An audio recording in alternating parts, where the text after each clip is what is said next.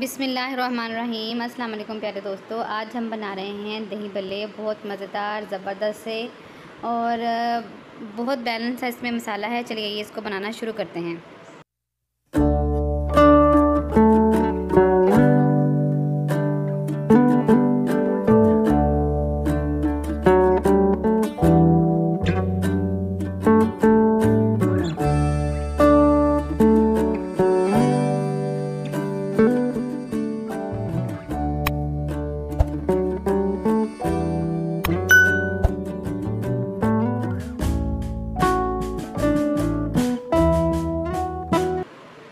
जी दोस्तों, चलिए आइए शुरू करते हैं। और यहाँ पे मैं अपने दही भल्ले की जो स्पेशल चीज़ है, जो मैं अपने दही भल्ले में ऐड करती हूँ, लहसुन हाफ़ टी स्पून कुटा हुआ मैंने ऐड कर लिया है।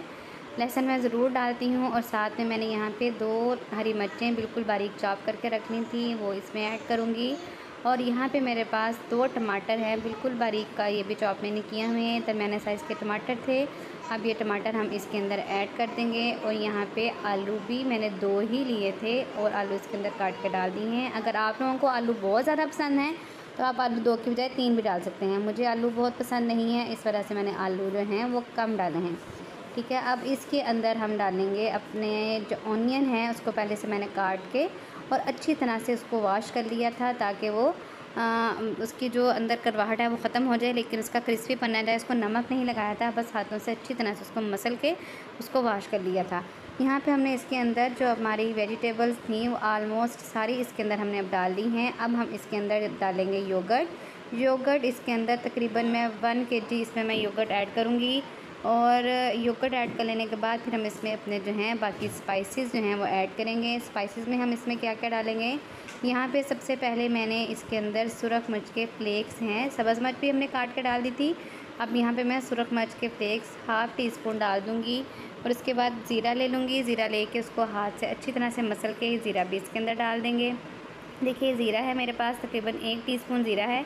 और इसको मैं हाथ से अच्छी तरह से मसल के इसके अंदर ऐड कर दूँगी। यहाँ पे मैं अब इसके अंदर ब्लैक पेपर यानी कि काली मिर्च जो है वो भी हाफ़ टी स्पून इसके अंदर मैं ऐड करूँगी। ये मेरे पास काली मिर्च है, अब वो हमने इसके अंदर ऐड कर दी है। इसके अंदर हमने सब्ज़ मिर्च भी ऐड की थी, तो इस वजह से जो बाकी हमारी मिर्चें जो फ्लेवर हैं वो थोड़े थोड़े ऐड करने हैं, ताकि ये बहुत ज़्यादा स्पाइसी ना हो जाए। अब इसके अंदर टेस्ट के मुताबिक नमक ऐड कर लिया है। अब इस सबको अच्छी तरह से मिक्स कर लेते हैं। अगर आप डाइट में हैं तो बस आप इतना ही बना के खाएं, ये आपकी डाइट के लिए बहुत अच्छा है। लेकिन अगर आप डाइट पे नहीं हैं तो फिर इसके अंदर ये तली हुई पकौड़ियाँ जो है वो इसके अंदर डाल दीजिए। अब ये मैंने पकौड़ियाँ ये भी मैंने घर में रेडी की थी। ये मैंने किस तरह से रेडी की थी, इसमें मैंने बेसन ले लिया था, ज़ीरा और नमक और मिर्च। 1 कप बेसन में मैंने 1 चुटकी नमक डाला था, हाफ़ टी स्पून मैंने सुरख मिर्च डाली थी और 1 टेबलस्पून ज़ीरा डाला था। और बिल्कुल चुटकी मैंने पिंच जो थी 1 मीठे सोडे की डाल के इसको फ्राई कर लिया है। इसकी रेसिपी भी किस टाइम आपके साथ बिल्कुल अलग से एक दफ़ा शेयर ज़रूर करूँगी। अब ये जो मैंने इसके अंदर दही भल्लियाँ, ये दही पकौड़ियाँ हैं वो इसके अंदर ऐड कर दी हैं। अब हम इसको कुछ देर के लिए यूँ ही छोड़ देंगे, ताकि इसमें थोड़ी सी ये सोख हो जाएँ। और उसके बाद फिर हम इसको सर्व करेंगे।